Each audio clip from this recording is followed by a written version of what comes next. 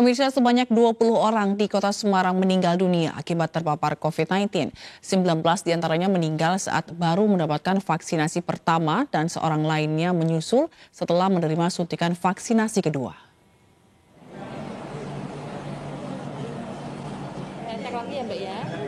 Vaksinasi di Kota Semarang terus menunjukkan progres positif. Dari data Dinas Kesehatan Kota Semarang tercatat sudah lebih dari 430.000 warga telah menjalani vaksinasi. Meski demikian, masih ada sejumlah orang yang telah divaksin namun tetap terpapar COVID-19. Bahkan sebanyak 20 orang meninggal dunia setelah dilakukan vaksinasi. Menurut Kepala Dinas Kesehatan Kota Semarang, Muhammad Abdul Hakam, mereka yang masih terpapar setelah divaksin kebanyakan adalah lansia dengan komorbid atau penyakit penyerta, di mana 19 diantaranya meninggal pasca diberikan suntikan pertama dan hanya 1 orang yang meninggal pasca diberikan suntikan kedua. Yang meninggal ada berapa? Yang meninggal 20, 19 meninggal pada saat suntikan pertama, yang 1 setelah suntikan kedua. Maksudnya setelah suntikan itu dia meninggalnya terpapar COVID, ya kan? Habis itu tidak tertolong. Yang sudah suntikan kedua itu cuma 1 orang, yang lain baru suntikan pertama. Itu rata-rata lansia dengan. Menyikapi masih adanya warga yang terpapar COVID-19 meski sudah dilakukan vaksinasi, Dinas Kesehatan akan lebih intens mengimbau masyarakat, khususnya lansia, agar tetap menjalani protokol kesehatan secara ketat dan mengurangi aktivitas di luar rumah. Dari Semarang, Dimas Yuli, iNews melaporkan. Seorang guru SMP di Kota Bau-Bau, Sulawesi Tenggara meninggal dunia beberapa jam usai menerima vaksin Sinovac. Sebelumnya korban sempat sesak nafas dan batuk lalu pingsan tidak sadarkan diri.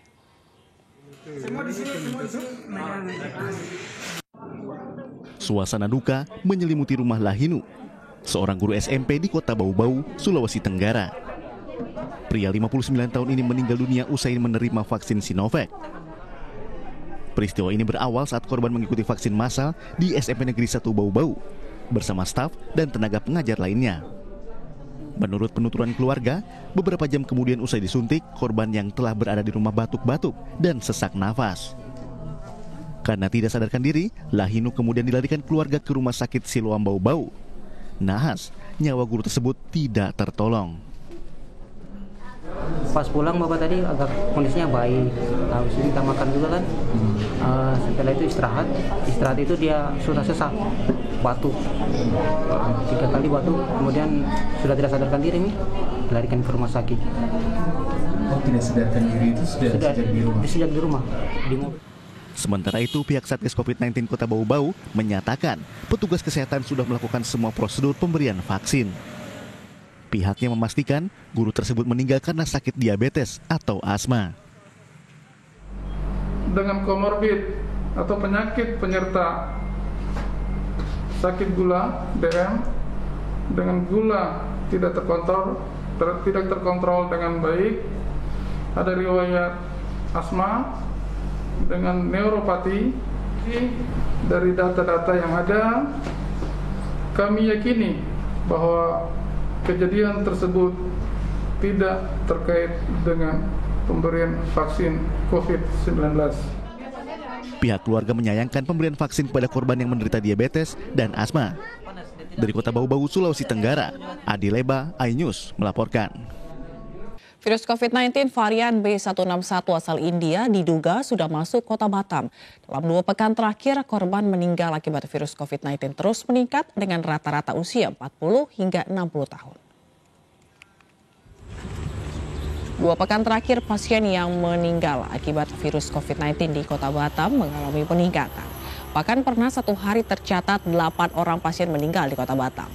Peningkatan kematian didominasi dengan pasien berusia 40 hingga 65 tahun. Kematian diduga akibat penyebaran virus COVID-19 varian baru B161 asal India. Pasalnya banyak pekerja migran Indonesia dari negara Singapura yang pulang ke Indonesia melalui jalur Kota Batam. Varian baru B161 banyak terdeteksi di Singapura dengan jumlah 80 kasus per hari. Penambahan kasus dan jumlah kematian yang dalam 2 minggu terakhir cukup banyak, ini kita duga ya, karena kita kan belum punya alat tersendiri untuk mendeteksi varian B161 ini. sampelnya tetap kita kirimkan ke Jakarta, ke Litbangkes. Dan dugaan kita kemungkinan terjadinya peningkatan kasus dan pergeseran usia meninggalnya itu banyak di usia 40-an ke atas. Nah, kemungkinan salah satunya itu dugaan varian itu kemungkinan sudah masuk ke kita juga. Sejumlah siswa SD SMP di Kota Pasuruan, Jawa Timur mengikuti proses belajar tatap muka pada Kamis pagi dengan menjalani protokol kesehatan yang ketat. Mengawali proses belajar mengajar di masa pandemi COVID-19, sejumlah orang tua siswa mengantarkan anaknya masuk sekolah di wilayah Dinas Pendidikan Pemkot Pasuruan. Seperti di Sekolah Dasar Negeri Pakuncen, Kecamatan Purworejo, Kota Pasuruan ini misalnya. Sebelum menjalani aktivitas belajar, sejumlah siswa maupun pengajar dicek suhu terlebih dahulu. Kemudian mencuci tangan dan diwajibkan mengenakan masker.